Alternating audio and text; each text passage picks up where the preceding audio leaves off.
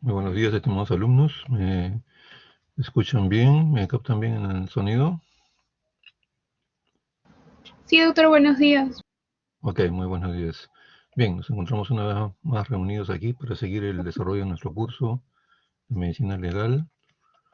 Esta presente semana, a ver, estoy viendo que se están conectando ya. Bueno, faltan algunos. Vamos a dar un par de minutitos y estamos nuevamente para poder comenzar nuestra reunión del día de hoy.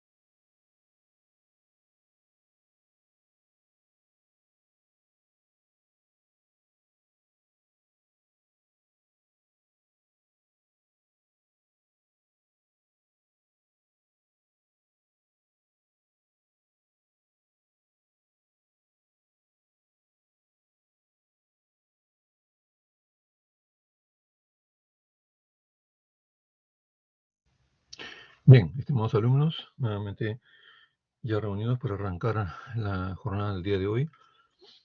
Para el día de hoy está cronogramado, según el sílabo, el tema sobre necropsia de ley o necropsia médico-legal. Vamos a desarrollarla, ese tema, y vamos a dejar en stand-by lo que faltaba del tema de criminalística. Vuelvo nuevamente a exhortarlos que todos los archivos, de acuerdo a al cronograma, están respectivamente subidos en el aula virtual. Entonces ustedes los tienen a mano para poder revisarlos de criminalística y sobre todo la clase que tenemos un poco atrasada. Y sobre eso entonces cuando toque el tema, cuando lo toquemos ya este ámbito del curso en medicina legal, podamos desarrollarlo con una mayor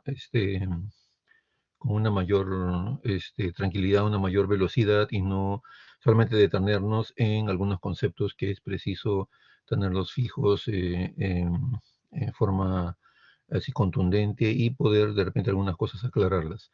Entonces, además, he decidido también el día de hoy arrancar con el tema que está programado hoy día porque tiene relación con la práctica que se va a desarrollar el día de hoy, que es justamente como ya está programada en los respectivos grupos, sobre una visualización de un video, visualización y análisis del video sobre una necropsia médico-legal, ya que no podemos estar presencialmente delante del cadáver y observar todo el procedimiento técnico, administrativo, especializado en el estudio del cadáver.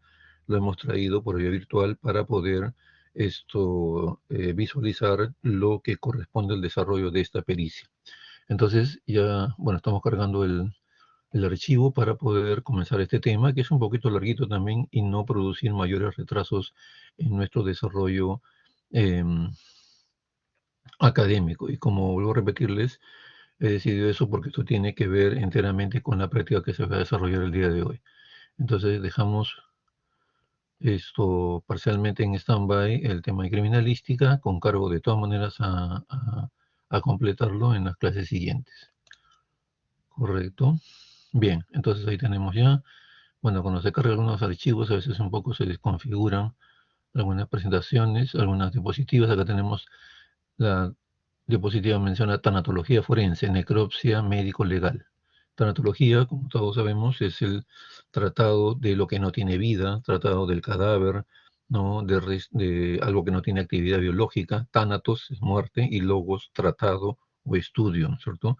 Tratado o estudio de la muerte o de lo que, como aplicándolo a nuestra especialidad, estudio minucioso, pormenorizado, técnico, científico del cadáver o de restos humanos también, ¿no? Porque muchas veces tenemos delante nuestro para realizar una necropsia, no tenemos el cadáver completo. Por ejemplo, en los casos de homicidios con descuartizamiento subsecuente, solamente encontramos muchas veces o nos hace llegar la policía especializada por orden del fiscal después del levantamiento del cadáver, nos hace llegar solamente restos, ¿no? A veces se encuentra solamente tronco, algunas extremidades y no se encuentran ni manos ni cabeza, porque estas partes son desaparecidas profesamente para no identificar a la víctima, sobre todo, ¿no? Haciendo difícil o dificultando la investigación criminalística. Correcto. Entonces, ¿cuántos tipos de necropsia hay? Se tenía hace algunos años solamente consabido de que existían dos tipos de necropsia, ¿no? La necropsia médico-legal, la necropsia de ley y la necropsia clínica, que vamos a pasar a describirla un poquito más adelante con base legal en lo que es la Ley General de Salud.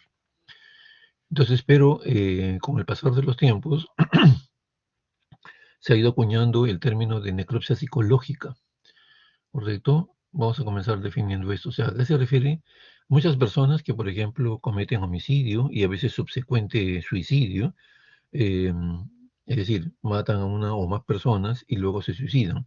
Cuando uno quiere investigar el caso, es difícil llegar a concretar la investigación porque estas personas no tienen familia o se han desligado completamente hace muchos años de la familia o si trabajan, trabajan también sin desarrollar mayores relaciones interpersonales. Entonces, la intención de seguir colaborando con la investigación a cargo de la fiscalía correspondiente es reconstruir a través de la necropsia psicológica, reconstruir un poco la estructura psicológica, mental, ir hacia ver cómo estaba su salud mental del fallecido, ¿no? Tratar de reconstruir su personalidad, su carácter, cómo interactuaba con los demás, las mínimas personas que podía haber interactuado en vida. Y esto, desde el punto de vista psicológico, psicopatológico, ayuda bastante a la investigación. Esto se hace a través, por supuesto, ya no con el cadáver, sino justamente con las personas que hayan entrado en contacto con la persona en vida, para poder desarrollar esas estructuras que he mencionado. Entonces, ahora, bueno, en Perú estamos avanzando lentamente, ¿no? En esto básicamente es a base de cómo se consolida esto con instrumentos tipo encuestas validadas técnicas científicamente y aplicadas esencialmente por psicólogos o psiquiatras, interrelacionando con los familiares que hubieran sobrevivido a la persona fallecida, o vecinos, o amigos escasos, por supuesto, como les dije, con los antecedentes que hemos mencionado, o si he estado trabajando, había alguna interrelación con compañeros de trabajo, también se les entrevista a ellos. Por supuesto que puede aplicarlo también un médico legista, un médico forense, pero como se trata del área especializada en el aspecto de salud mental, se pide la ayuda o el apoyo de un psicólogo o de psiquiatra forense. La necropsia médico-legal, llamada también judicial o forense, vamos a explayarnos justamente porque ese es el motivo de la clase y está engarzada plenamente en el desarrollo del curso.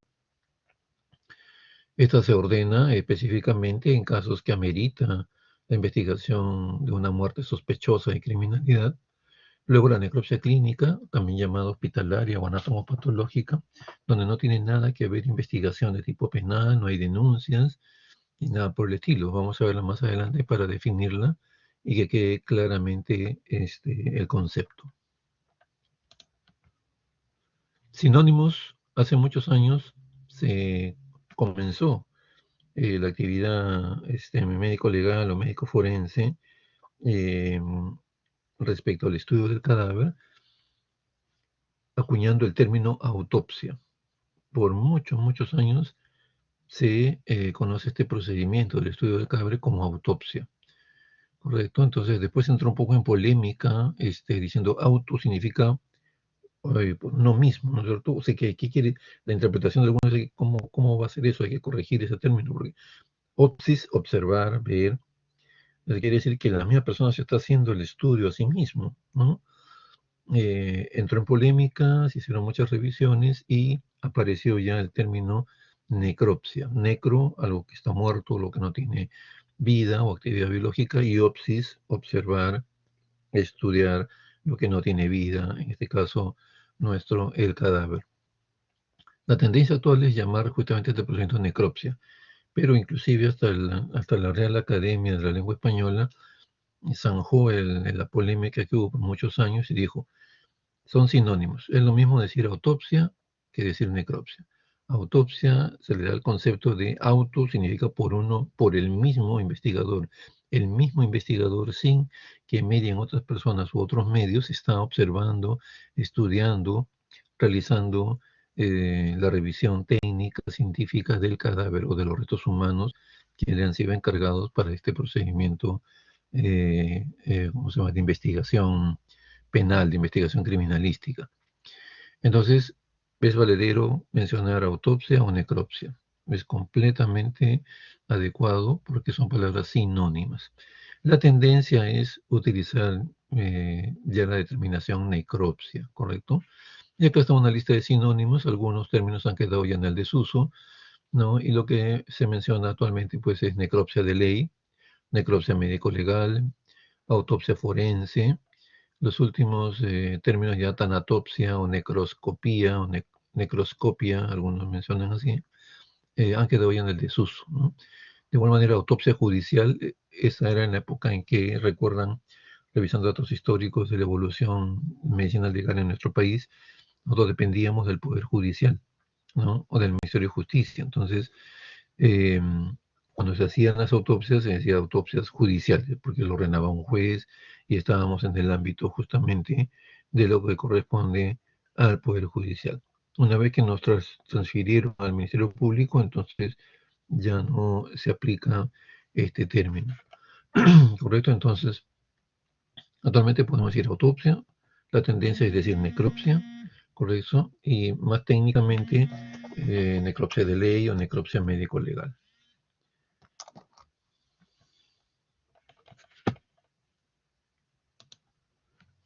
Bien, ¿qué cosa es entonces la necropsia médico-legal o la necropsia de ley? Es el examen sistemático del cadáver que tiene como objetivo principal determinar la causa de muerte del fallecido, ¿no? Saber de qué se murió, cuál es el diagnóstico de causa de muerte. Es el principal objetivo, pero ahí vamos a ver 4 grandes objetivos. ¿Por quién es ordenada? Por el fiscal de turno de la jurisdicción donde ocurrió la muerte.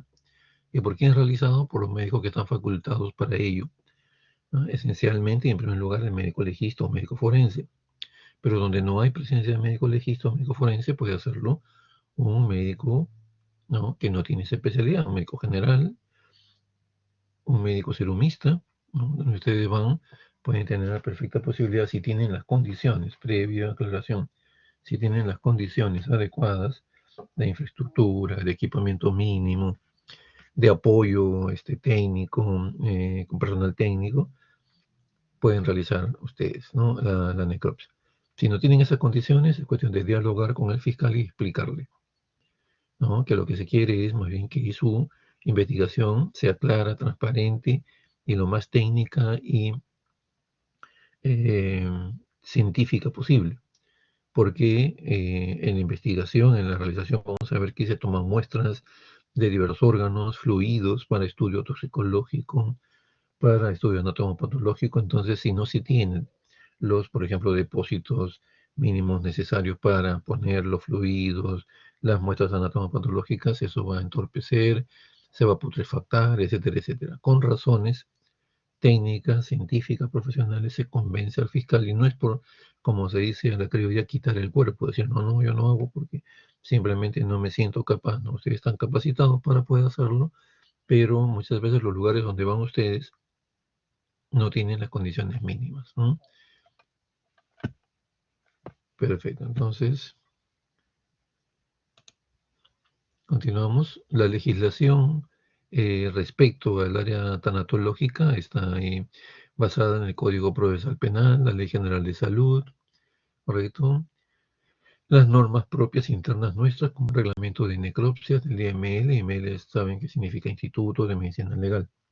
Actualmente se le ha complementado, ya se le nombra por parte de la Fiscalía ya hace algunos años como Instituto de Medicina Legal y Ciencias Forenses, porque también hemos sido, digamos, involucrados en el avance técnico, científico, en la cual es necesario, en la ciencia forense, en la cual es necesario contar con, como decíamos, más profesiones, más especialidades, ¿no? Entonces ya otras especialidades, otras profesiones aparte de la medicina, colaboran con la investigación forense, colaboran con la determinación de estudios especializados, como por ejemplo la necropsia, ¿no? Diversas otras especialidades, como por ejemplo la biología molecular para la prueba de ADN, ¿no? Son especialidades que ya van más allá de la medicina. Entonces, por eso es que eso ya tiene que involucrarse como ciencias forenses, ¿no? Y resoluciones ministeriales o normas específicas del sector salud también que van encauzando y marcando la pauta, el camino para el desarrollo de nuestras necropsias médico-legal. Esta es una fotografía de nuestra actual sala de necropsias. Tenemos 10 necropsias, ¿no? Bueno, hace ya un poco más de 20 años. Esto era pues súper moderno, ¿no? Fuimos catalogados en ese entonces, en el año 1997, que comenzó a funcionar la nueva morgue central de Lima, porque antiguamente, recuerdan la presentación del caso La Cantuta, pasamos una fotografía de la morgue antigua, en que definitivamente pues contábamos con 3, 4 mesas de necropsia construidas prácticamente artesanalmente, ¿no? Conexiones de agua, desagüe que colapsaban cotidianamente. Entonces se decidió conseguir presupuesto para hacer una construcción, dotar de infraestructura a la parte tanatológica de una morgue acorde a los avances técnicos científicos. Pero lamentablemente, pues, con el pasar de los años, todo necesita renovación y siempre adolece el sector público de problemas presupuestales. Las mesas siguen, bueno, ya se están malogrando, necesitan cambio. Lo ideal es cambiarlas, aunque sea mesa por mesa, en forma ya completa, pero no se tiene disponible, entonces se van malogrando, se cambian repuestos, como si se van parechando nada más. Y bueno, lamentablemente estamos inmersos, esperemos que en algún momento cambie este tipo de situación. Ahora que hemos ya algunos años hemos sido declarados unidad ejecutora, o sea, que quiere decir que manejamos, o tratamos, estamos en el inicio, en la transición de manejar nosotros mismos nuestro presupuesto, hacer nuestras proyecciones técnicas para tener un nivel de investigación acorde con el avance de las ciencias forenses. Entonces, esta es un poco la fotografía del ambiente en que trabajamos, ¿no? Donde se procesan en las 10 mesas de necropsia. Se ha estudiado estadísticamente que es posible todavía coberturar, dar cabida a la demanda diaria. Algunos momentos, algunos días a veces se saturan, ¿no? No es que colapsen, bueno, han colapsado en determinados momentos, por ejemplo, en el caso de Mesa Redonda, ¿no? Que se fue, pues, ninguna morgue del mundo iba a manejar esa cantidad de fallecidos.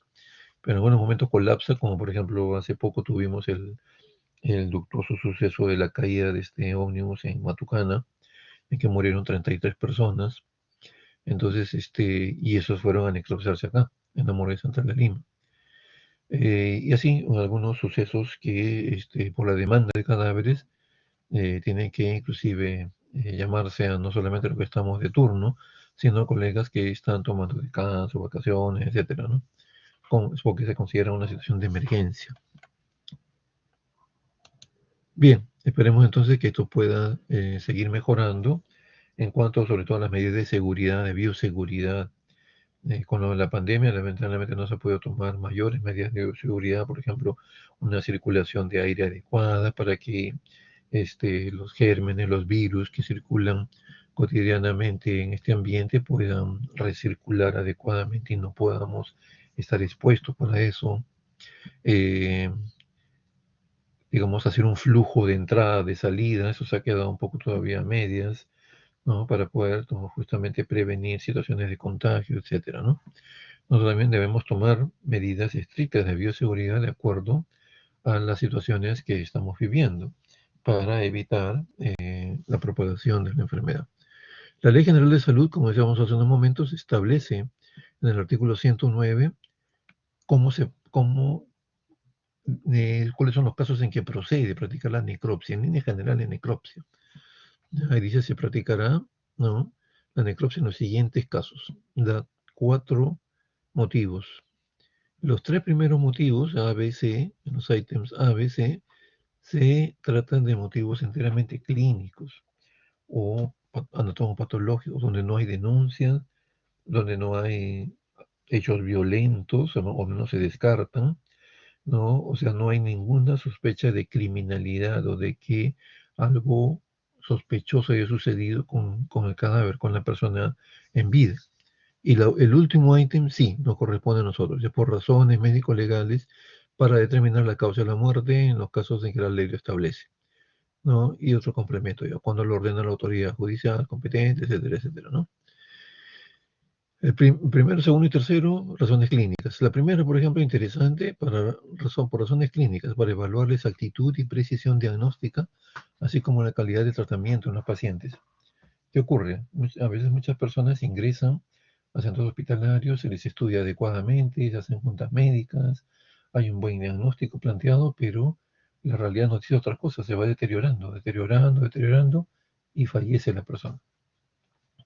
El equipo técnico, científico, profesional a su cargo se queda con ese sinsabor, ¿no? ¿Qué ocurre? Si le hemos dado, hemos planteado un buen diagnóstico, hemos hecho juntas médicas, hemos traído a los expertos, y se murió, o sea, no murió. Se le ha dado el tratamiento adecuado, indicado para la patología que tenía. Los exámenes auxiliares han estado en la orden del día. Y sin embargo, ¿qué cosa es lo que ha pasado? Entonces, para saber y no quedarnos en nuestra interrogante, debemos ir a la investigación más profunda, ¿no? Sacar muestras de órganos, hacer estudios especializados. Y para eso, aquí lo bueno, digamos, para nosotros es que en estos casos ha habido una excelente relación médico-paciente y médico-familiares del paciente, ¿no? Se les ha mantenido permanentemente informados. Es lo que últimamente a veces no sucede con muchos grupos de colegas, ¿no? De repente por la saturación, por las medidas de bioseguridad, hay muchas razones, pero a veces hay sí colegas que les falta pues ese don, digamos, de comunicación, ¿no? Porque eso nos evita muchos problemas, no por temor de que nos denuncien, ¿no? Sino porque así debe ser. Entonces, en estos casos había una permanente comunicación, se le ha informado de todo lo que les he mencionado, que se les ha hecho juntas médicas, se ha enfocado bien al tratamiento, se le ha dado se ha enfocado bien la patología y un diagnóstico adecuado, el tratamiento ha sido el más indicado para la patología que tenía, no se han escatimado en recursos ni en apreciaciones, pero sin embargo la realidad nos ha dado no un duro revés en el sentido de que se va deteriorando la salud del paciente y ha fallecido. Entonces, el grupo médico pide autorización a los familiares para realizar una necropsia. En este caso, solamente necropsia de tipo clínica o anatomopatológica, porque lo que se quiere es saber justamente cuán bien ha estado orientado el tratamiento, ¿no? La precisión diagnóstica, como dice aquí, ¿no? La calidad del tratamiento que le hemos dado. Y eso nos lo va a decir el estudio profundo, pormenorizado de la persona, ya en este caso fallecida. Lamentablemente, o sea, acá hay diagnóstico. Puede tranquilamente hacerse el certificado de defunción y entregarlo a la familia. Pero la preocupación es más del lado médico. Entonces, pero lamentablemente, como no hay ninguna denuncia, no hay nada legal o penal, el equipo médico es el que tiene que pedir autorización. Si la familia no autoriza, no se hace la necropsia, ¿no? Y en ese caso se le procede a entregar certificado de función para que se realicen ya todos los pasos siguientes, ¿no? Entonces, bueno, ahí se quedará pues un poco en el limbo, desde el punto de vista científico, ¿no? Porque vuelvo a repetir, existe un diagnóstico que va a estar estipulado o plasmado en el certificado de función. Pero más allá, saber el motivo por el cual fracasó la intervención médica quedará digamos, en el suspenso, ¿no? Si es que la familia no otorga la autorización. Ahí la autoridad fiscal ni judicial no pueden hacer nada, porque no hay nada planteado como denuncia o como requerimiento de intervención legal. Lo segundo también de igual manera, con fines de cremación, para eliminar la causa de la muerte y prever desaparición de pruebas, de elementos, digamos, que pueden servir como base para una posible investigación. Porque ha habido casos en que la persona ha dejado su última voluntad de que sea cremado o la familia decide cremarlo y se ha descubierto que han habido situaciones dudosas, ¿no? Relacionadas a envenenamientos, relacionadas a elementos violentos o traumáticos, ¿no? Se firmó un certificado de función en que la persona fallecía, o sea, que la persona había fallecido por una neumonía, por decir. Y después ha habido sospechas que se han levantado, ya se formalizó una denuncia, se exhumó el cadáver y se encuentra la persona con un traumatismo cráneoencefálico, pues, que lo más probable es que haya sido la causa de muerte. Entonces ya es una situación por lo menos sospechosa. Entonces, para evitar eso, cuando se decide cremar una cadáver, tiene que contarse con una necropsia, siempre y cuando no haya sido cuestión violenta. Pero si es cuestión violenta, ¿no? O sospechosa, o interviene el fiscal, la necropsia se da sí o sí. Pero si no ha habido nada de esto, tiene que de todas maneras contratarse los servicios de un anatomopatólogo, un médico forense, ya a nivel, digamos, particular, para que realice, ¿no? Una necropsia clínica. Acá la necropsia clínica ya no es completa, es dirigida, porque hay un diagnóstico ya previo, sino que es con fines de guardar, digamos, algunas muestras. Por decir, murió de un infarto, ya se hace solamente una pequeña apertura a nivel torácico, se toma muestra de músculo cardíaco y eso se deja ahí en reserva para ser estudiado por el patólogo si es que ha habido algún tipo de problema, si es que genera un tipo de problema legal posteriormente. Y se genera el certificado ya de defunción, no existe, pero de todas maneras tiene que hacerse la necropsia clínica. Y la tercera razón, por razones sanitarias, justamente en estas situaciones de pandemia, en pandemias anteriores, ¿no? Eh, por ejemplo, la gripe aviar, H1N1, que ocasionó un montón de, digamos, de gente muerta también, o gente que, por ejemplo, provenía también de países asiáticos, de China, venían en los barcos pesqueros, barcos cargueros, y en el viaje se reporta de que se enfermó y había síntomas que orientaban a esto, se, se complicó su estado de salud y fallece en el barco y llega al puerto, ¿no? Se informa de esto. ¿Cómo corroborar?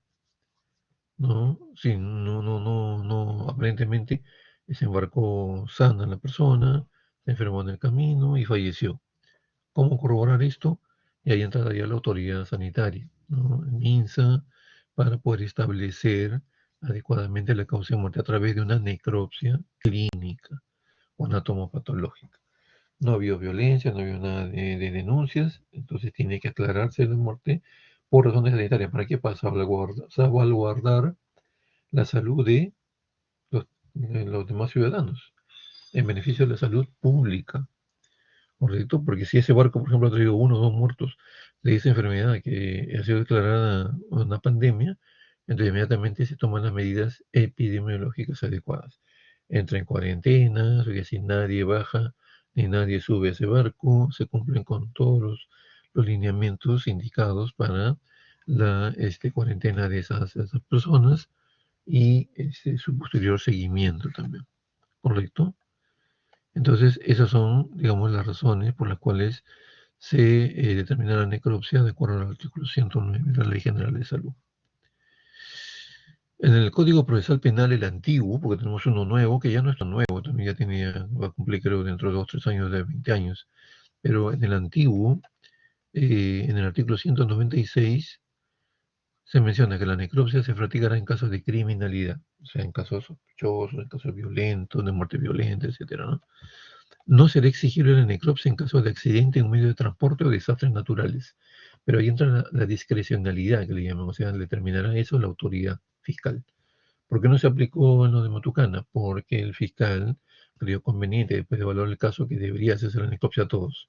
En otros accidentes de esa naturaleza, en otras regiones, bueno, ya en pocos casos, pero se ha aplicado, ¿no?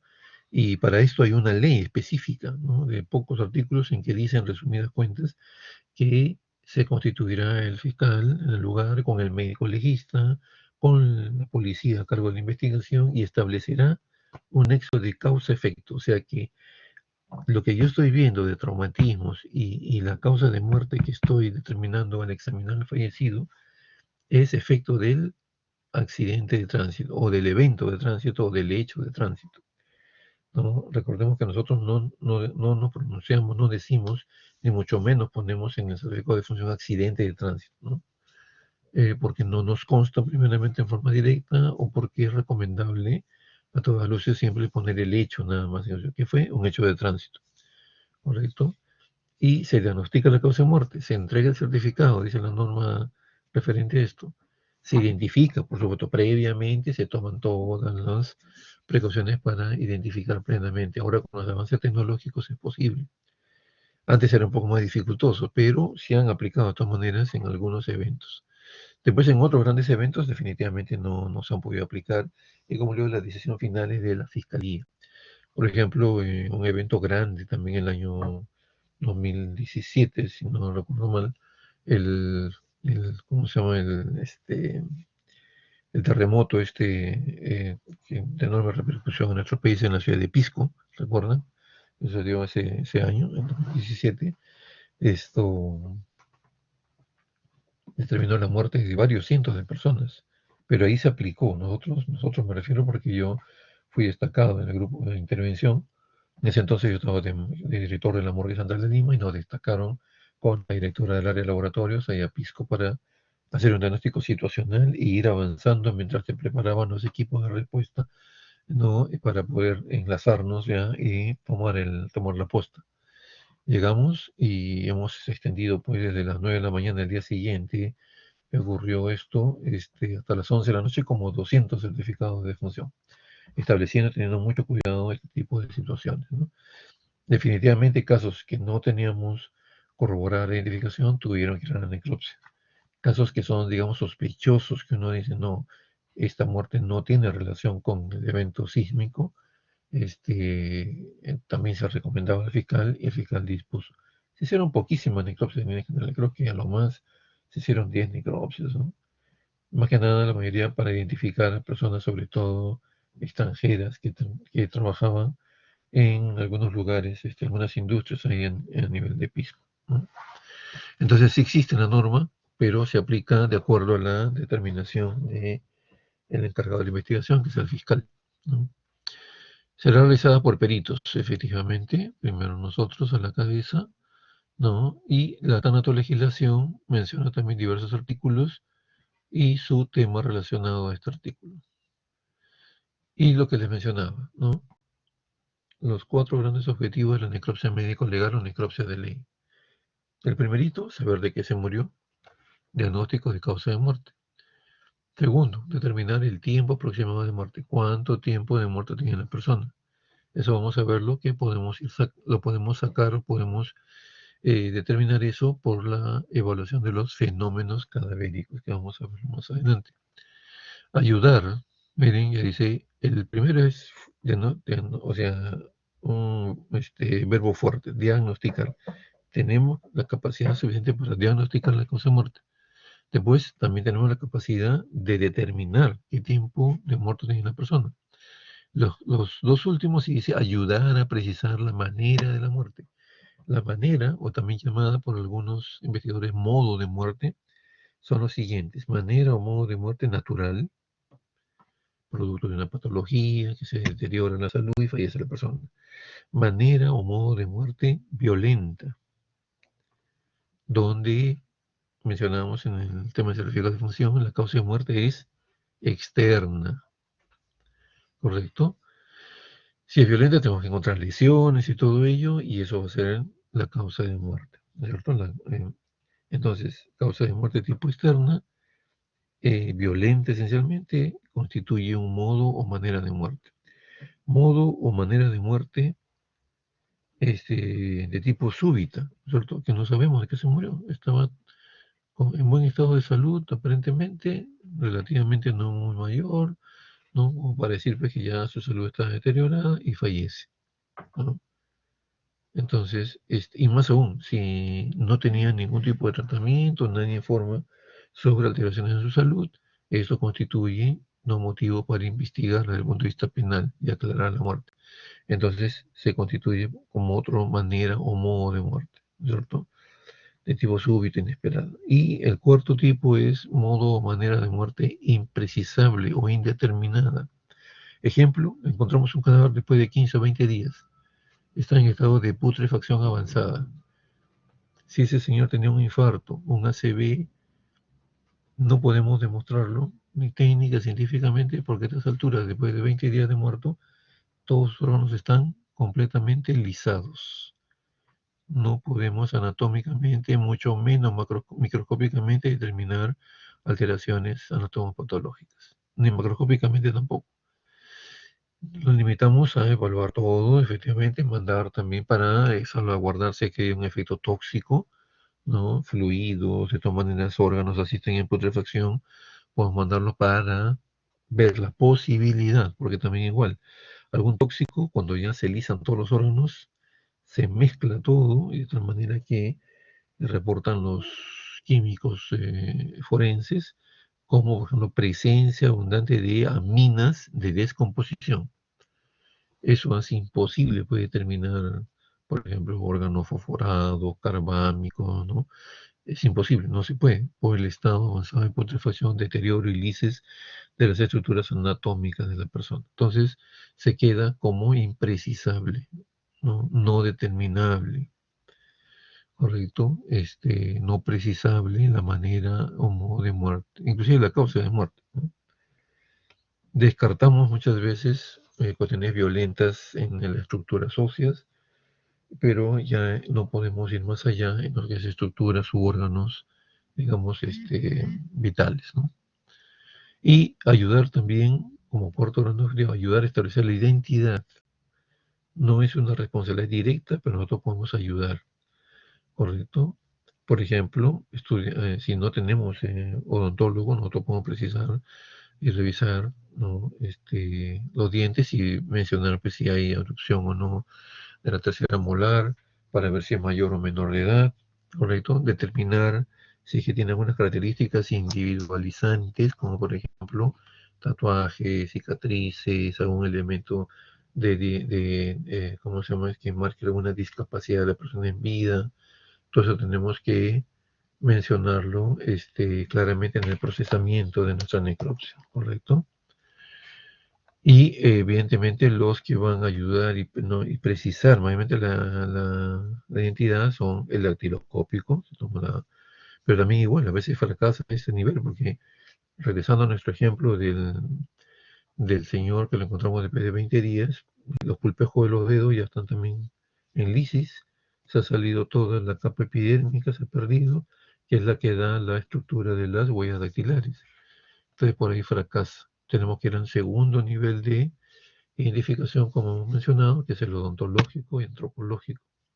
Y finalmente, si fracasa también este nivel, irá al ADN, ¿no? El cual también tenemos requisitos para poder acceder a revisar eso, ¿no? Porque tiene que haber una comparación con familiares lo más directo posible del fallecido. Entonces, no todo es pues blanco y negro en medicina y mucho menos en medicina forense, ¿correcto? Entonces, esa es la determinación de este tipo de los objetivos principales de necropsia médico-legal. ¿Cómo tiene que ser la necropsia médico-legal? Completa, ¿no?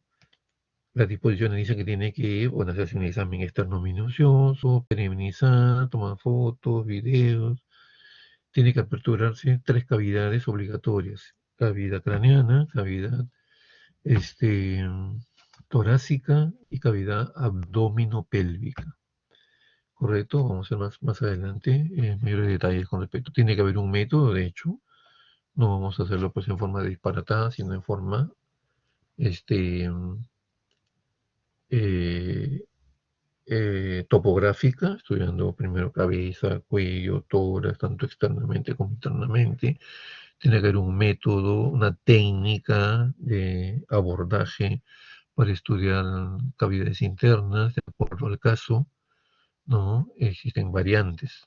Lo que vamos a ver, por ejemplo, en el video de práctica es digamos, una técnica estándar, ¿no? Que se utiliza. Pero hay variantes de acuerdo a las lesiones, por ejemplo, que se encuentren o a diversos abordajes que uno decida para el estudio. Tiene que ser ilustrativa. Antiguamente, pues, cuando no teníamos con las justas, al comienzo, cuando ingresé hace 26 años, no teníamos ni cámara fotográfica. En los años siguientes recién se compraron y hacíamos esquemas, ¿no? Dibujitos para resaltar detalles. Pero ahora pues ya tenemos un avance tecnológico envidiable en el sentido de que podemos tomar pues fotografías resaltando detalles tal cual quisiéramos nosotros que salgan. Bien nítidos, ¿no? Con un acercamiento adecuado para poder ilustrar nuestra necropsia médico-legal. Entonces, y perennizar ese dato, porque recordemos que nosotros vamos a tener por única vez el cadáver delante nuestro. Si nos olvidamos tomar alguna muestra, tomar fotografías, ¿no? Cuando ya echemos cuenta después de 2, 3 días, 4 días, primeramente la persona ya está enterrada o está cremada. Entonces, con la ceniza ya no vamos a poder reconstruir nada. Entonces, imagínense, ¿no? Entonces, tenemos que ilustrar adecuadamente nuestro caso. Diferencias entre necropsia médico-legal y necropsia clínica. Esto lo revisan ustedes, es texto como ven, y acá se establece en la columna izquierda, ¿no? Las características de la necropsia médico-legal. Por ejemplo, una primera característica requiere de orden fiscal. Mientras que en la columna de la derecha dice no requiere orden fiscal. ¿Qué es lo que no requiere orden fiscal? La necropsia clínica, ¿no? Y hemos explicado cómo se clasifican las necropsias clínicas. no es obligatoria específicamente, si por ejemplo la familia no da autorización para que los médicos, en el caso que expusimos, ¿no? Que quieren investigar más allá porque falleció la persona, no dan autorización, entonces no procede y simplemente se le entrega el cadáver con certificado de función. No requieren examen externo minucioso. O sea, aquí no se cumple con que tiene que aperturarse las 3 cavidades, nada, puede ser dirigida, puede ser parcial. Mientras tanto que acá requiere de un examen externo minucioso, es todo lo contrario, porque justamente se está investigando desde el punto de vista criminalístico, tiene que ser completa, tiene que abrirse sí o sí las 3 cavidades. No vale decir, como en algunos casos se ha cuestionado, ¿no? Decir, no, pero mira, si tiene, por decirle el caso de Dan García, ¿no? La lesión está en cabeza, ¿para qué vas a abrir tórax? ¿Para qué vas a abrir abdomen? No, vas a alterar ¿cómo se llama? La condición anatómica, se va a ver feo, esa sutura, la herida, ¿no? La apertura, etcétera, etcétera, ¿no? Y en otras personas también igual, ¿no? Tiene el balazo en la cabeza, ya, pues ahí está la causa de muerte, ¿no? ¿Cómo se llama? La lesión producida por el proyectil, la laceración, hemorragia encefálica, la fractura que constituye el cráneo fracturado, etcétera, etcétera, ¿no? ¿Para qué vas a aperturar? Entonces, eso lo indica la norma, la ley. Tiene que hacerse sí o sí, porque si no, nosotros somos pasibles de denuncia posteriormente. Imagínense que ese cadáver sea exhumado posteriormente, ¿no? Nadie va a creer en el buen corazón del médico, del doctor o la doctora que practica la necropsia, decir, no, es que yo me solidaricé con los familiares, pobrecitos, ¿no? ¿Para qué, digamos, hacer cortes innecesarios según su interpretación innecesarios, ¿no? Si ya el diagnóstico de causa de muerte estaba ahí, además ya se aperturó la cabeza, se diagnosticó la causa de muerte, ya para qué estar abriendo innecesariamente otras cavidades. La norma lo dice. Si se exhuma y se encuentra una necropsia incompleta, ¿a quién denuncian? Al médico responsable. Lo primero, lamentablemente en nuestro país, que ya se ha afectado tremendamente por la corrupción, ¿qué es lo que van a pensar? En primer lugar, los investigadores ante esa exhumación y ver que la necropsia es incompleta. ¿Cuánto recibió el doctor o la doctora? ¿No? ¿Con cuánto le han roto la mano para que no haga una necropsia completa? Y una serie de juicios más que se forman alrededor de esta situación, de dudas razonables, muchas de ellas, que se generan por este hecho. Entonces ahí existen otras diferencias y se van marcando en el transcurso de las líneas en cada columna. Y aquí lo que decíamos, ¿no? Casos en los que se indica necropsia médico-legal o necropsia de ley. Pueden haber más, pero al menos están resumidos en los que sí o sí tienen que hacerse necropsia. Y ya dijimos, muertes violentas. Aquí está. Muertes súbitas también hemos explicado. Muertes naturales sin tratamiento médico reciente, evidentemente. Nosotros los peruanos somos campeones en eso, ¿no? Anda al médico, anda a la consulta médica, no la automedicación. Se empeora la salud.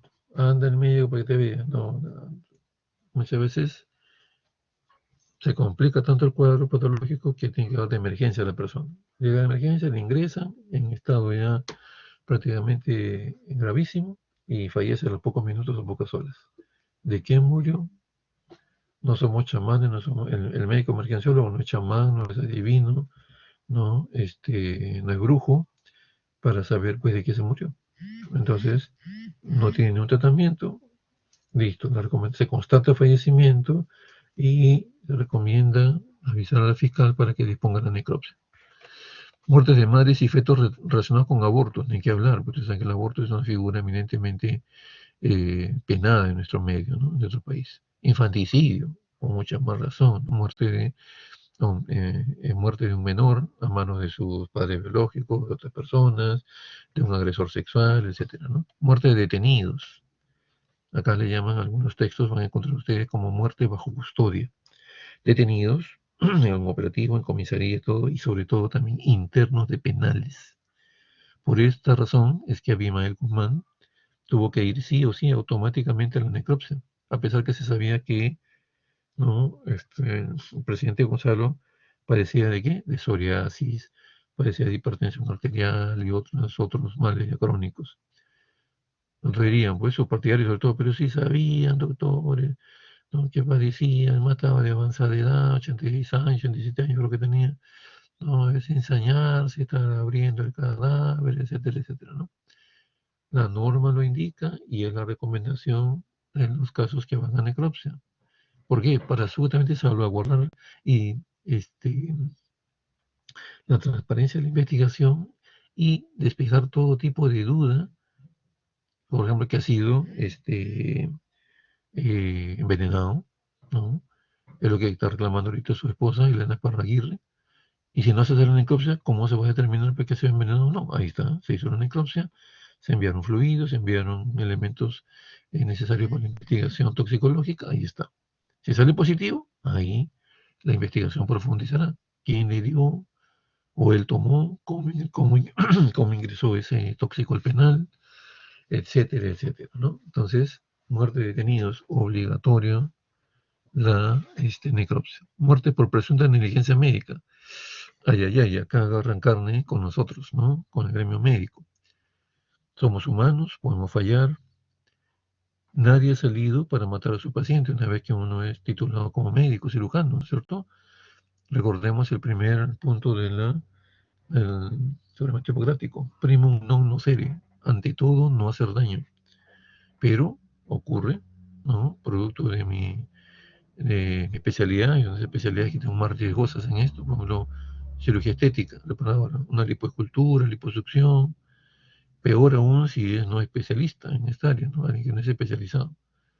Se le va la mano, ¿no? En la succión de la grasa, si se trata de abdomen, se le va la mano ahí, ingresa a cavidad abdominal, entonces se establece ya una peritonitis, infección de la pared abdominal, etcétera, etcétera. Y final, muerte de la persona. No lo hizo expresamente ni con intención del médico. Es un homicidio culposo, pero que tiene que ser investigado definitivamente, ¿no? Y en general, como dice el último punto, muertes en las cuales haya sospecha de delito. Esto vamos a pasar un poco rápido y ustedes lo saben, simplemente para recalcarlo, la definición de muerte desde el punto de vista también médico-legal. Cese definitivo e irreversible de las funciones vitales, respiratoria, cardiovascular y neurológica. Estas diapositivas siguientes hablan de los signos, cómo comprobar, evidentemente, si es que ha habido justamente el cese de estos parámetros como hemos mencionado, ¿no? Signos neurológicos, circulatorios, respiratorios, ¿no? Y aquí algunas aclaraciones con respecto a formas médico-legales de muerte. Muerte natural, ya sabemos, alguien se enfermó, se deterioró su salud, murió. No hay nada de causa eterna, entonces es una muerte natural.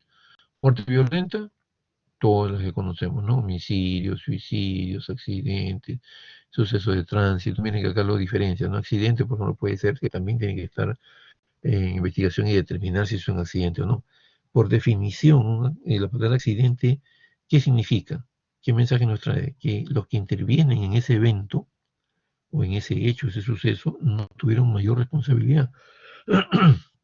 Las cosas se dieron fortuitamente, ¿no? Por ejemplo, un abuelito estaba bajando sus escaleras, se olvidó de su bastón en un traspiés y se desbarranca por las escaleras. Luego termina con el cuello roto, con un TEC severo y se muere el abuelito. Pero ojo, está bien, es una posibilidad, pero el abuelito también alguien pudo empujarlo, sobre todo si el abuelito tenía mucho dinero en su cuenta bancaria, muchas propiedades, y alguien le interesaba pues adelantar la herencia, ¿no? Un empujoncito y las mismas lesiones que va a presentar si la caída hubiera sido accidental. Entonces, por eso, tiene que definitivamente, es una muerte violenta porque es de causa externa, tiene que ser investigada para aclarar. Ya no ha sido accidente si se logra determinar esa posible que he mencionado, sino sería un homicidio. Ya la figura cambia totalmente. Eso de tránsito también. Muerte sospechosa o dudosa, la que decíamos, ¿no? Entonces, tiene que ir a necropsia, se le encuentra muerto y nadie sabe, no tiene tratamiento, ¿qué ocurrió? ¿No? Perdón, en muerte sospechosa o dudosa significa que hay elementos que podían sugerir una causa externa, ¿no? Pero que finalmente con la necropsia se aclaran netamente. Recuerdo mucho el caso de un levantamiento que acudió un viejito que le encuentran, que vivía en su cuartito chiquito, tenía sus cositas ahí, y le encuentran en el cúbito ventral, a la entrada de su cuarto, con un tremendo charco de sangre debajo de la cabeza. Una herida contusa en la región frontal de derecha, creo que. ¿Y qué pasó? Uy, lo han golpeado al viejito, pues. El viejito lo han golpeado, hay que investigar, de repente lo robó su platita, de repente su pensión 65, qué sé yo. Y la policía se encarga de eso, entra, finalmente todo estaba en orden, no le falta, ahí estaba su platita, llegan los familiares, informan que no había mayor problema, y resulta que eso va a necropsia. Mientras se metía la necropsia y resultaba la necropsia, infartos recientes y antiguos de miocardio. Me acuerdo de ese caso, lo seguí hasta el final. ¿Qué había pasado? En el momento que le da el infarto, dolor precordial severo, ¿no? Desvanecimiento y se va contra el marco de la puerta. Y un severo golpe que motiva, que origina la herida contusa que encontramos. No había TEC, no había fractura de cráneo, nada, sino simplemente la herida contusa. Y como ustedes saben, el cuero cabelludo es abundantemente irrigado y es exagerado en su sangrado, ¿no? Por eso el charco de sangre, ¿no? Entonces todo el mundo, lo ha matado al viejito, lo ha matado al viejito. Entonces se crea ya una duda, una sospecha. Con más razón tiene que ir a necropsia. Eso se aclara, ¿correcto? Que miren qué importante es el estudio necrópsico, ¿no? Y informamos que la fractura, o sea, perdón, el caso obedece a una causa de muerte natural, ¿no es cierto? Infartos recientes y antiguos tenían todavía el viejito, ¿no? No había fractura de cráneo, simplemente, efectivamente, una lesión violenta, traumática, pero que no era el motivo de la muerte. La muerte ha sido el infarto. Caso cerrado, ¿no? Ya no se denuncia a nadie, no hay mayor situación de tipo penal y se cierra el caso.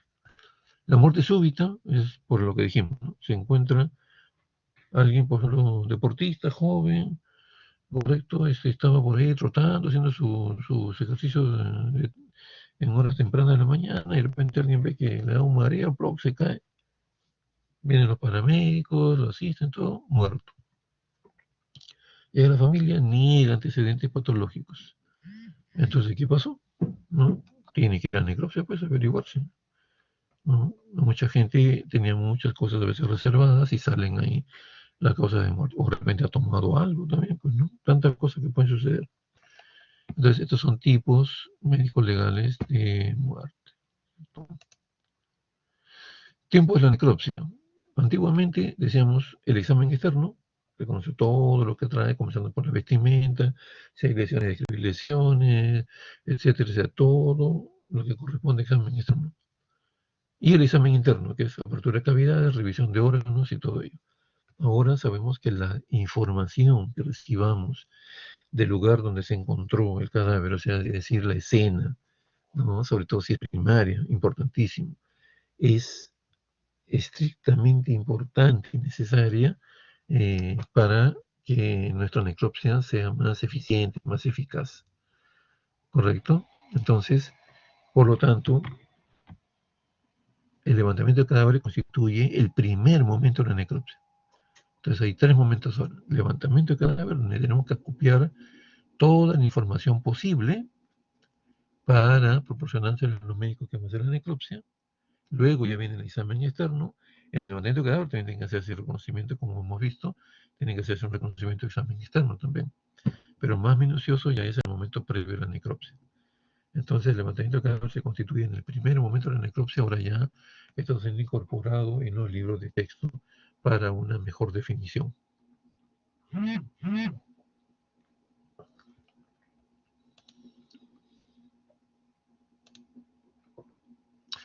Levantamiento de cadáver solamente para un recordaris, ya lo hemos hecho esto. O perdón, lo vamos a hacer dentro, esto está incluido en la clase de criminalística, ¿no? Pero evidentemente esta es una digamos, una reafirmación del tema del levantamiento que se ve en conjunto con el tema criminalístico, ¿no? Es una diligencia encaminada a la búsqueda ordenada, minuciosa de todos los rastros, señales y elementos en torno al cadáver, ¿no? En el lugar en que se encuentra. Esos elementos importantes pueden ayudarnos muchísimo a precisar y a profundizar en nuestra necropsia. Ejemplo suelto. Encontramos una persona fallecida en un hostal. No ingresa, tomó una habitación la noche anterior, al día siguiente no sale de la habitación, lo van a buscar, muerto encima de su cama.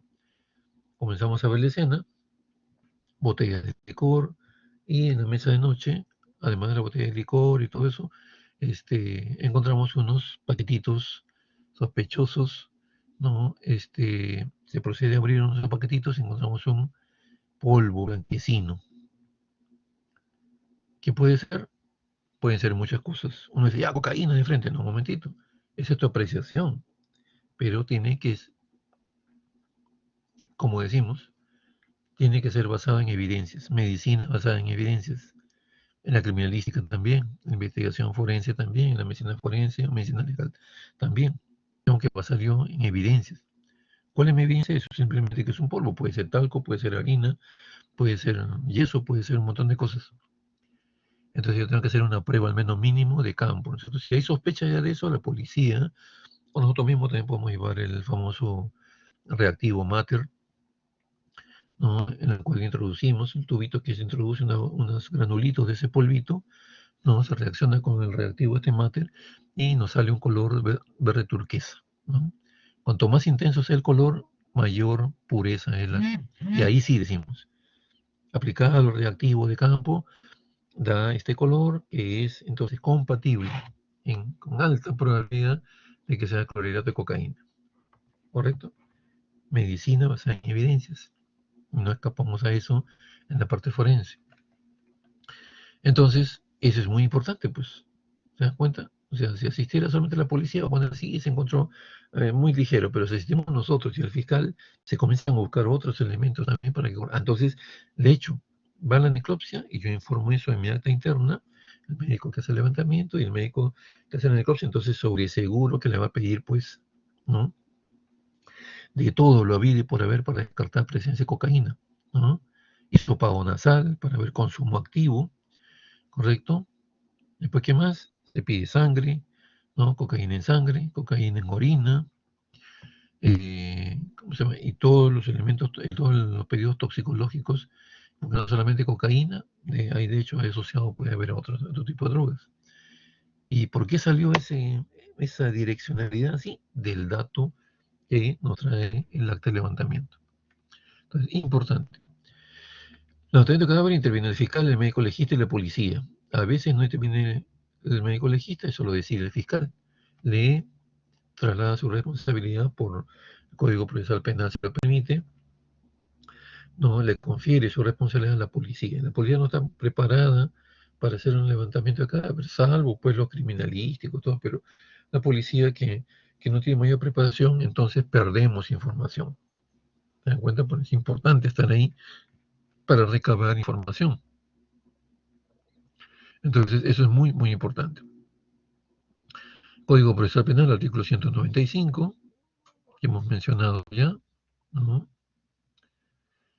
Acá hay una foto justamente que está periminizando acta de levantamiento, perdón, la diligencia de levantamiento de cadáver, que ya sabemos que es el primer momento de la necropsia. La necropsia médico-legal, los pasos preliminares, fotografiar, ahora que decimos, al avance tecnológico con nuestro celular de alta gama, nos va a salir fotos pues envidiables, ¿no? Precisas, de acercamiento, de nitidez, ¿correcto? Se recolectan los indicios que van con el cadáver, ¿no? Examen de la vestimenta, toma de radiografías, sobre todo si tenemos información, porque, como decíamos, la bolita se cayó del segundo piso por las escaleras, al primero. Hay que tomar radiografías del cuello, de tórax, etcétera, de acuerdo a lo que ya vamos sospechando. Eso es previamente, antes de la disección y todo ello.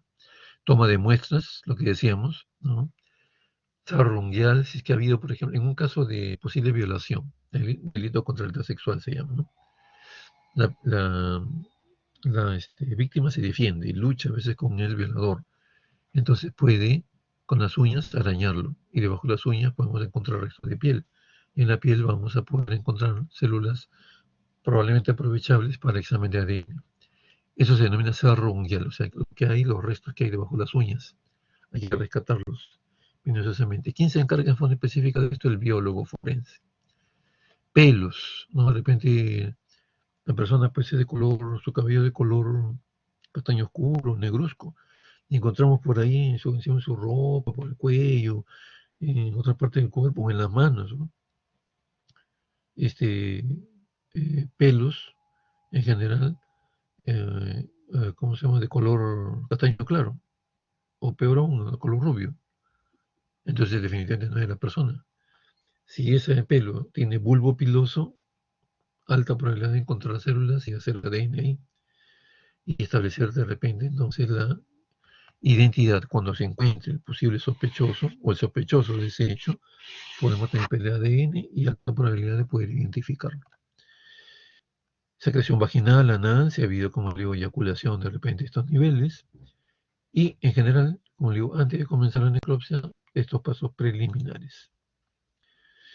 Una inspección detallada y meticulosa del cadáver ante la disección, en los cuales vamos a poner énfasis en 4 puntos: fenómenos cadavéricos, elementos de identificación, algún indicio de patologías, enfermedades y descripción de lesiones traumáticas. Así ingresan nuestros cadáveres, ¿no? A veces con poca ropa, si es que proceden sobre todo de un centro asistencial, ¿no? A veces entran desnudos, solamente dentro de la bolsa, famosa bolsa negra. Los fenómenos cadavéricos se dividen en 2 grandes grupos: tempranos y tardíos. Los tempranos son los que se desarrollan después de la muerte dentro de las primeras 24 horas. Y son 4 esencialmente. Cuando morimos nos deshidratamos, nos enfriamos, nuestra temperatura disminuye, nos ponemos rígidos después de unas 3-4 horas iniciales y esa rigidez no es eterna, tiene un culmen alrededor de las 12 horas, 10-12 horas y después desciende, o sea, los músculos entran en flacidez. Y la lividez, que es el acúmulo pasivo de la sangre dentro de los vasos sanguíneos en la zona de declive. Como ya no hay circulación sanguínea, la sangre se queda estancada en los vasos sanguíneos y vamos a verla en la zona de declive como unas grandes zonas no rojizas, rojizo-violáceas. Tenemos que diferenciar justamente de que no sean lesiones. Tener mucho cuidado. Para el ojo entrenado ya nosotros sabemos la diferencia, pero muchos confunden livideces con equimosis, con contusiones y eso conduce al error, ¿no? La deshidratación, primer fenómeno cadavérico temprano, pérdida de agua, como he dicho, se seca la piel, mucosas, y por dónde podemos plasmarla y registrarla, por los ojos, ¿no?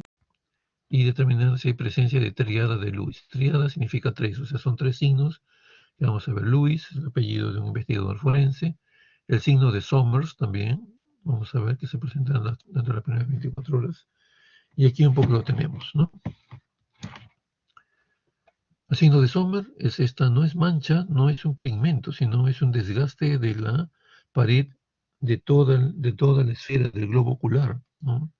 De la coroides, ¿no? O sea, se adelgaza y deja ver, digamos, transparentar la oscuridad que hay dentro de la esfera, ¿correcto? Entonces, por eso es que aparecen estas zonas de coloración oscura, marrón, negruzca, ¿no? Después de unas 10, 12 horas. No en todos los cadáveres se presenta.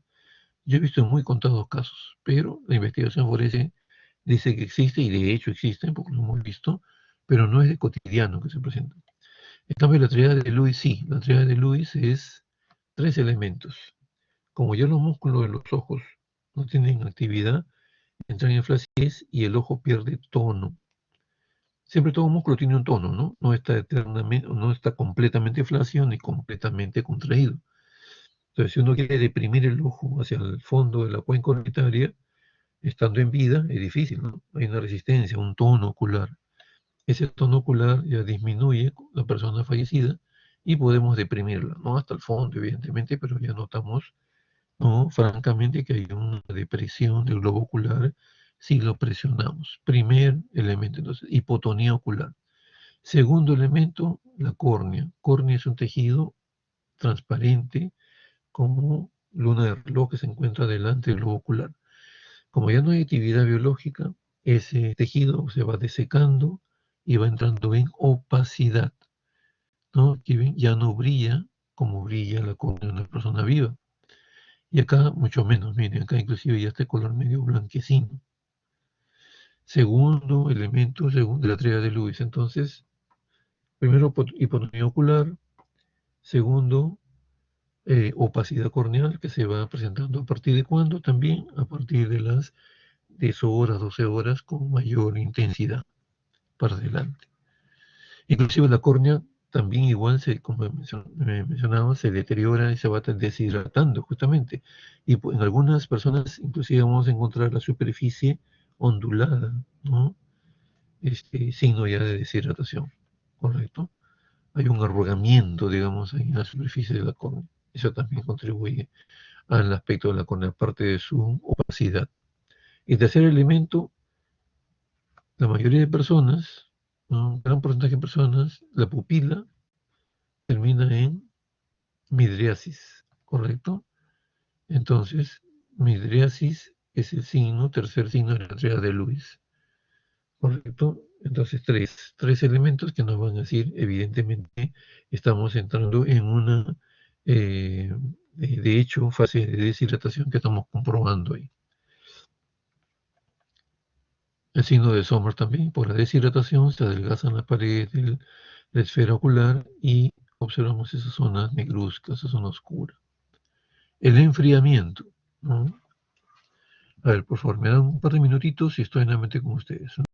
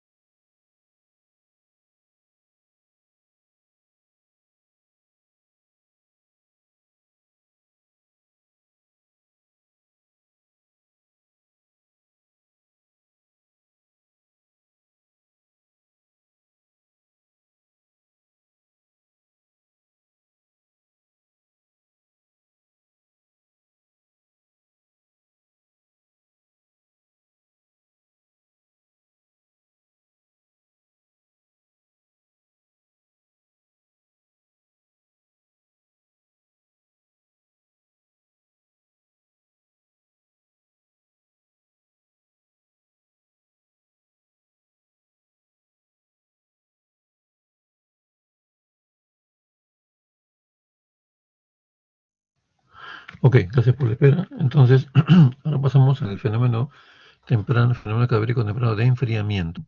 Descenso de la temperatura dentro de las primeras 12 horas disminuye a razón de 1 grado y después ya se va haciendo un poco más lento el descenso, 0,8 por hora, y posteriormente, después de las 12 horas, ya el descenso es más lento. ¿Hasta cuánto? Hasta equilibrarse con la temperatura ambiental. ¿No? Correcto, entonces, esto por supuesto requiere de termómetros para cadáveres, que a veces no lo tenemos o se rompen, actualmente no disponemos, y de un termómetro también que mida la temperatura ambiental. Se aplican una fórmula de aproximación para que nos dé también la data de muerte o tiempo aproximado de muerte. La rigidez, contracción muscular que decíamos, se instala desde la cabeza hacia los pies, o sea, en forma céfalo-caudal. Músculos tanto lisos como estriados entran en contracción y desaparecen en el mismo orden. O sea, desde cabeza hacia pies se van poniendo flácidos los músculos. ¿Cuándo comienza? Entre 3 a 6 horas después de la muerte. Se generaliza alrededor de las 10-12 horas. ¿Qué elementos afectan? La temperatura. Mientras más calor, la rigidez se presenta más rápido y entra en flacidez más rápido también al cuerpo. La edad también de igual manera, ¿no? Mientras mayor edad también la rigidez es un poco más lenta, digamos, ¿no? Y el estado de nutrición, es evidente, pero un flaquito sin mayor masa muscular no tiene músculo que poner en estado de contracción. Entonces eso también afecta la rigidez. La lividesis, decíamos, coloración rojizo-violácea, que obedece al diversos tamaños que se observan en las zonas de declive y que corresponde al depósito pasivo de la sangre dentro de los vasos sanguíneos.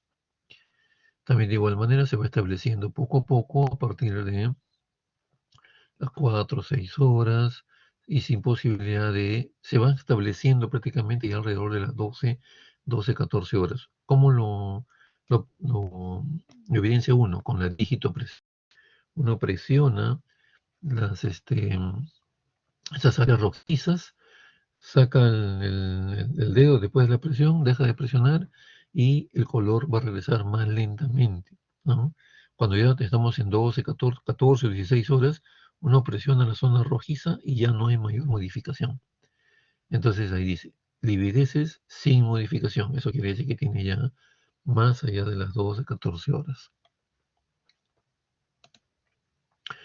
Esta es una lividez, por ejemplo, no es un golpe, no es una contusión, no es una equimosis, sino es sangre que se ha depositado en la zona de declive. ¿Qué quiere decir? Que esta persona ha fallecido en decúbito dorsal y han ido acá. ¿Por qué los glúteos y la región dorsal superior está de color normal? Porque eso ha presionado contra la superficie dura de la mesa donde se encuentra.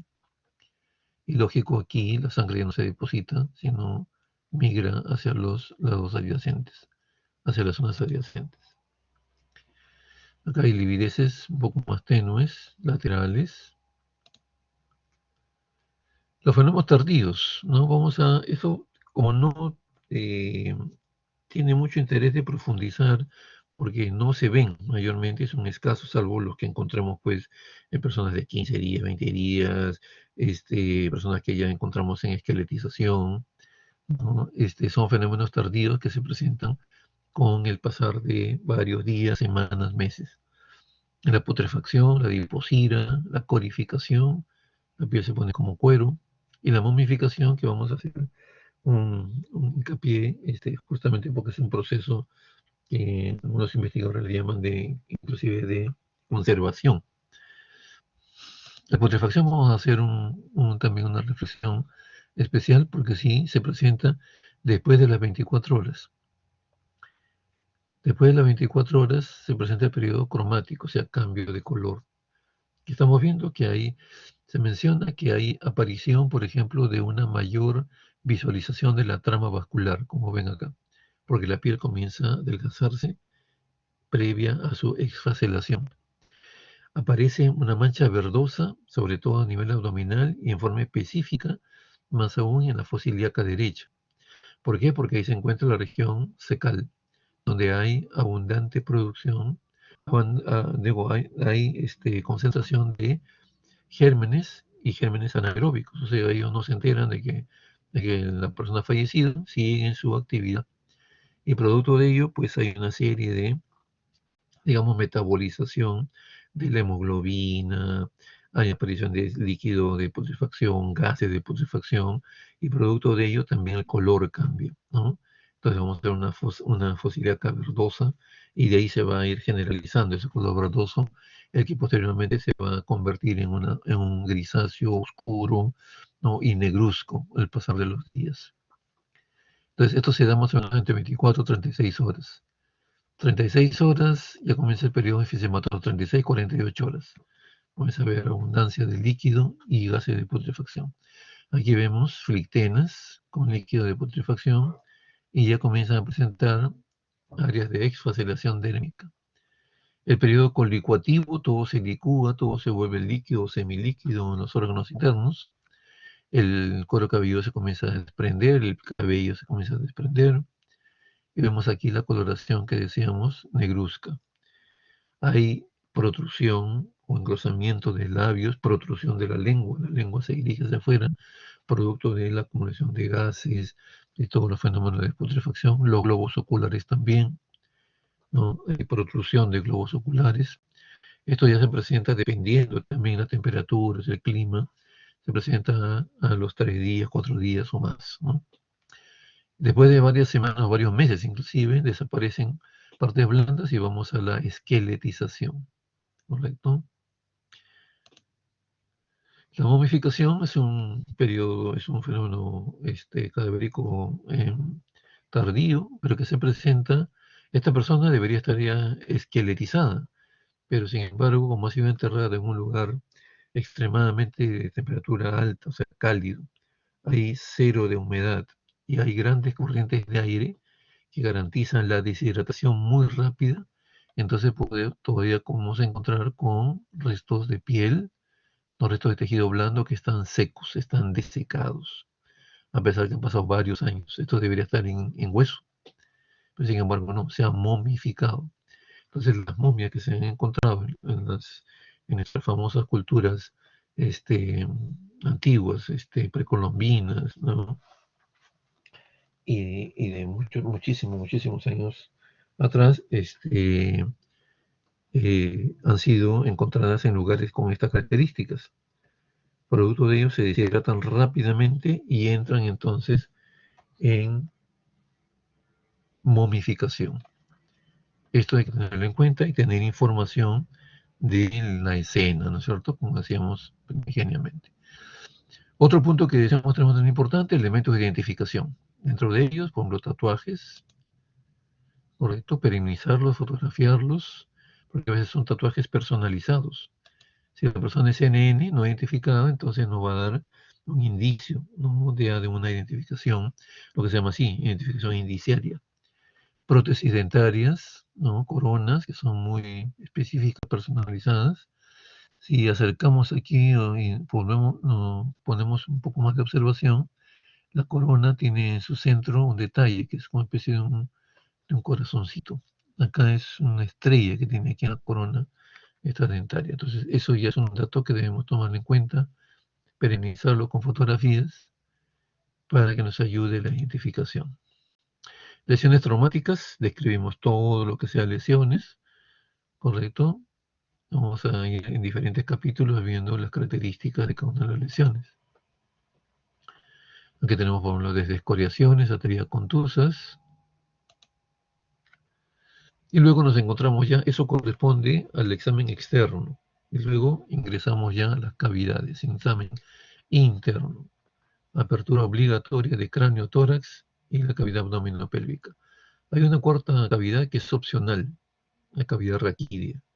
Cavidad, ¿no? Formada por la superposición de las vértebras que componen la columna vertebral.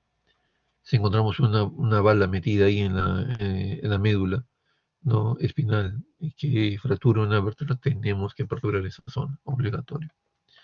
Revisión de órganos in situ, ¿no? Luego se sacan uno por uno, eso es lo que es la norma del procedimiento de necropsia legal. Se toman muestras de los órganos que decida el responsable de la necropsia, para estudio anatomopatológico, fluidos, para estudio toxicológico, biológico, y lo que sea necesario de acuerdo al caso. Y aquí mostramos una apertura de cavidades. Ya vamos a verlo esto en el video de la necropsia, se va a profundizar mucho más.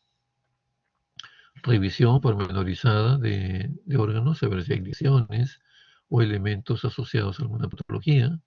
Medidas, pesaje y corte. Acá, por ejemplo, vemos el corte del pulmón. Encontramos en unas zonas de aspecto hemorrágico. Eso hay que describirlos macroscópicamente. Tomo de muestras, acá tenemos, ¿no? En este frasco grande va cerebro.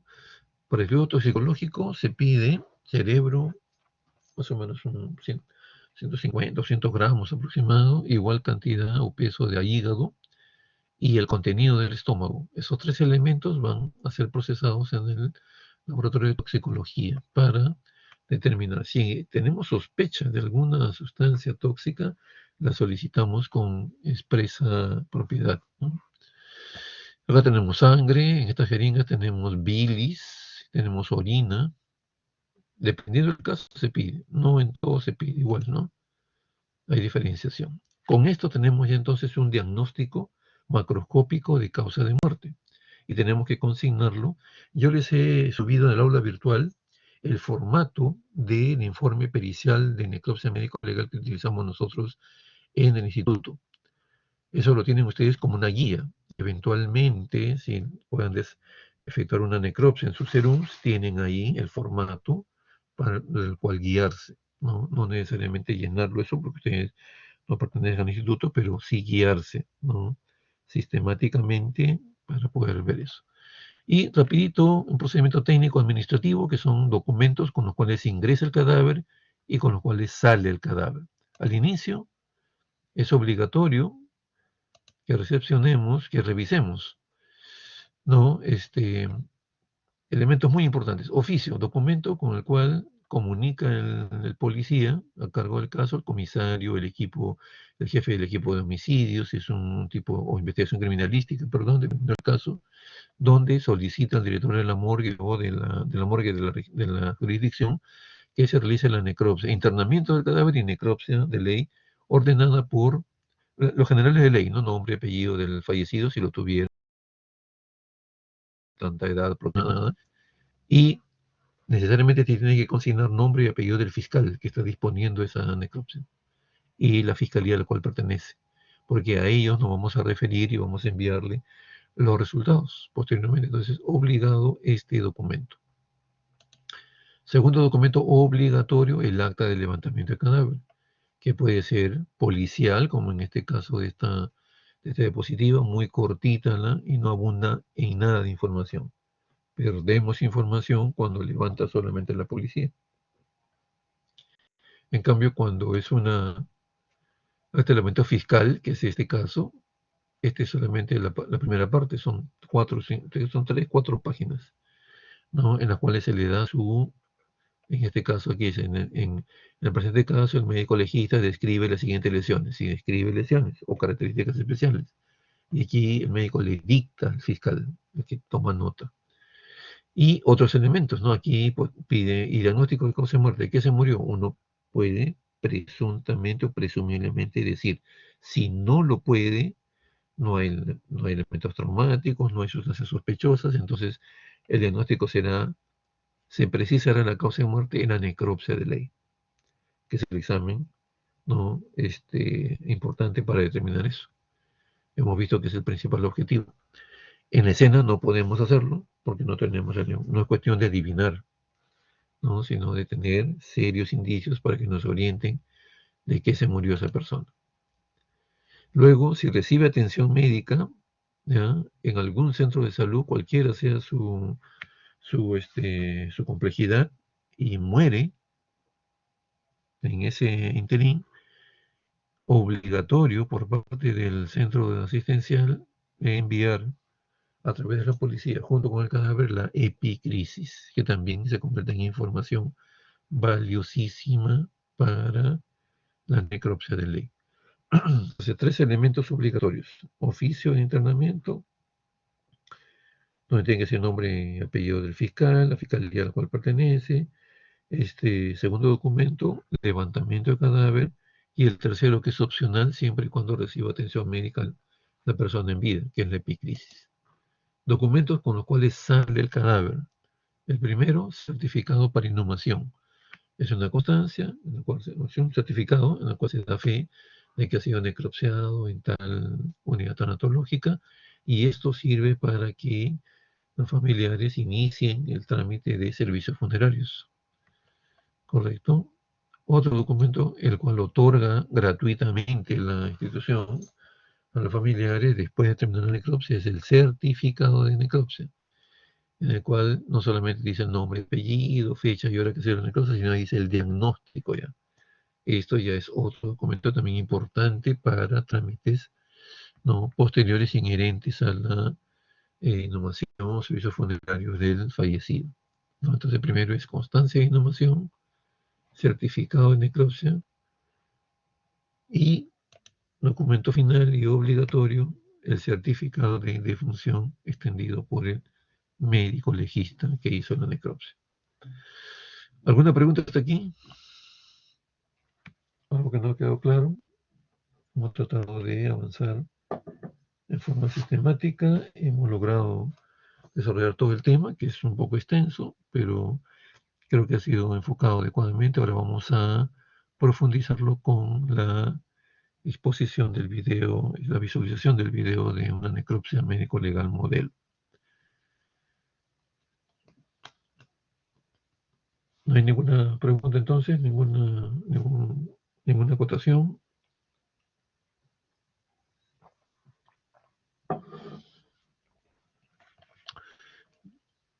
Sí, a ver, escucho. Sí, doctor, la Sí. diferencia entre lo que es esqueletización y momificación no me quedó muy clara. Sí. ¿Cómo? ¿Lo que es qué? Diferencia entre lo que es esqueletización y momificación. Ya, la esqueletización es el deterioro, el análisis de todo lo que es tejidos blandos, ¿no es cierto? A través de varios meses y dependiendo la zona en que se encuentre inhumado o enterrado el cadáver, todos vamos a ir progresivamente en desaparición de partes blandas, músculos, piel, y vamos solamente a tener restos óseos, huesos, ¿no es cierto? O sea, vamos a hacer un esqueleto. O sea, esa es esqueletización a través de varios meses, 6 meses, 8 meses, un año, ¿no? Y la momificación es un elemento que conserva algunas partes blandas externas del cuerpo, pero no todos vamos a terminar momificados, sino se da esa momificación porque la persona ha sido enterrada o inhumada en lugares que cumplen estas tres condiciones: altas temperaturas, no hay humedad en esa región, en esa zona, y hay grandes corrientes de aire, lo que hace indudablemente que el cuerpo se deshidrate, se seque, si queremos entenderlo mejor, más rápidamente que lo que habitualmente se presenta el fenómeno de putrefacción o de descomposición. Se deshidrata rápidamente, entonces ¿qué hace? Se seca la piel, tejidos blandos, y queda adherido a los planos óseos, a los huesos. Entonces ponemos que, por eso que encontramos las momias paracas, las momias, hay unas momias también en la zona norte, las momias en Egipto, por ejemplo. ¿Qué características tienen estos lugares? Que son desérticos, altas temperaturas, hay grandes corrientes de aire y hay cero humedad. Entonces, eso hace de que el fenómeno de deshidratación sea mucho más rápido que en otros lugares que hay mayor humedad y todo ello. Entonces, a través de los meses, en vez de encontrar solamente esqueletos, solamente huesos, encontramos ¿cómo se llama? El cadáver momificado, ¿no? Creo que se entiende. O sea, no todos van a terminar de momio, pues, ¿no? Sino que tiene que cumplirse ese tipo de requisitos en el lugar de entierro. Sí, doctor, gracias. Ok, muy bien. Listo, entonces nos quedamos ahí. Nos reencontramos la siguiente semana con la teoría correspondiente. Vamos a ir avanzando de todas maneras lo que nos quedó de criminalística. pasamos a la práctica ya dentro de poco, después que terminemos el segundo grupo de teoría. Y la próxima semana recuerden que viene el otro seminario también, el segundo seminario. Muy bien, muchas gracias por su participación. Muy buenos días. Gracias, doctor. Gracias a ustedes. Gracias, doctor. Hasta luego. Hasta luego, muy buenos días.